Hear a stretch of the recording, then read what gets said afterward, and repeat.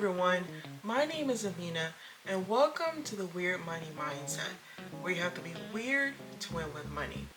Now here's a personal finance tip you almost never hear. When you're trying to reach your first savings goal, do not tell anyone. Do not tell your friends, do not tell your coworkers, and do not tell your family.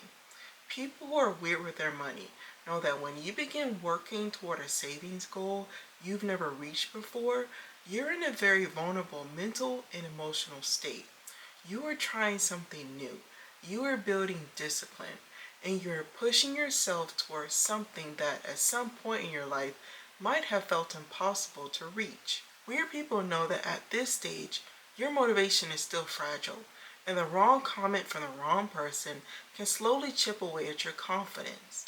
Normal people, on the other hand, believe other people's opinions will not affect them. But sometimes when you're trying to accomplish a goal that other people have not been able to achieve or don't believe is possible, then they start projecting their doubts onto you. They might respond to your goal by saying things like, "That is unrealistic," or "That is not going to work," or "You're wasting your time, you can't do that." And it is not always because they want you to fail, but because they could not do it themselves and believe they still can't do it. And if something didn't work for them, they assume it won't work for you either. And there's also another strange thing that can happen when people hear about your goals. If someone else tried to reach the same goal and failed, your attempt can make them feel uncomfortable.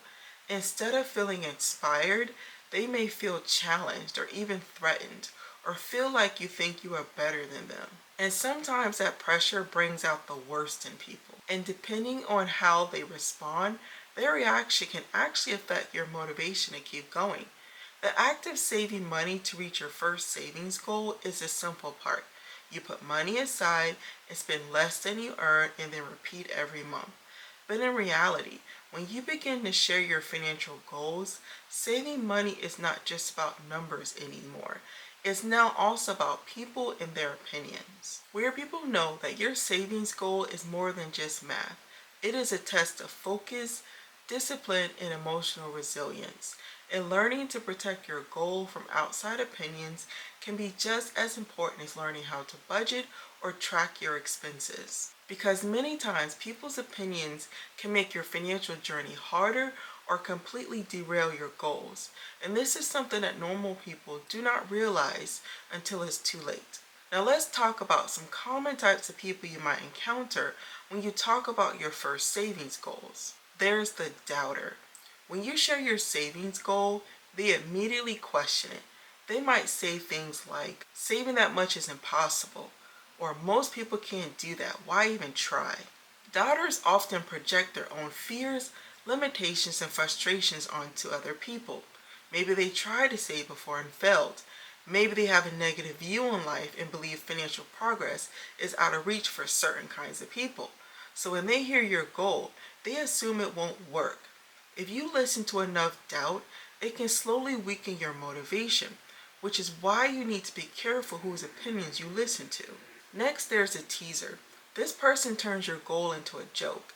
If you skip going out or attending other social events, they might say something like, "Oh, look who's being cheap again." Sometimes they're just trying to be funny, but repeated teasing can slowly make saving feel awkward. You start feeling like the odd one out, and for many people that social discomfort is enough to break a good savings habit.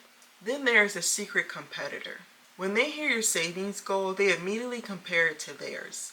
Instead of supporting you, they might respond with something like, "Oh, that's it?" Or "I saved more than that last year," or "That's not very hard, anybody can do that." For them, everything becomes a competition, even personal financial goals. Instead of encouraging progress, they try to turn it into a contest. There's also a chance that a spender exists in your life, someone whose habits and mindset around money can influence you more than you realize. This person loves spending money. They enjoy restaurants, shopping, entertainment, and convenience. When you tell them you're trying to save money, they might say something like, "Come on, it's only 20 bucks." Or "Don't worry about saving so much, you should enjoy life." They're not trying to sabotage you, they just see money differently.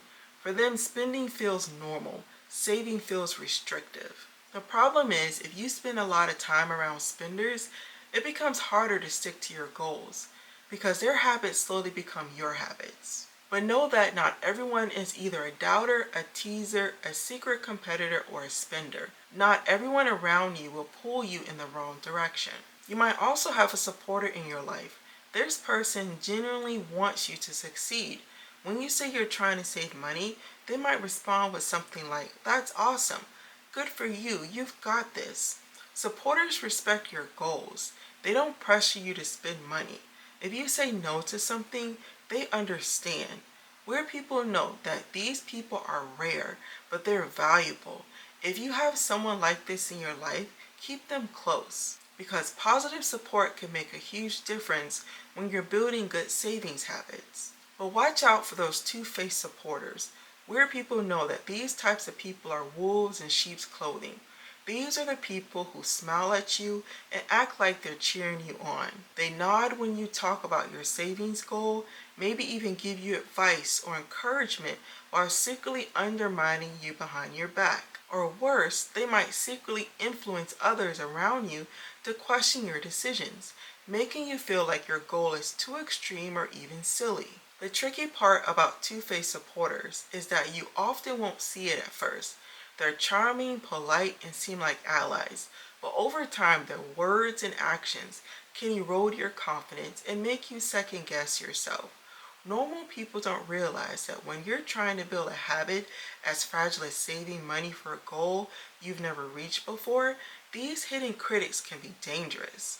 The key is to recognize who truly wants to see you succeed versus who only pretends, and that can be difficult sometimes. That's why weird people keep their first savings goal private until they have achieved it.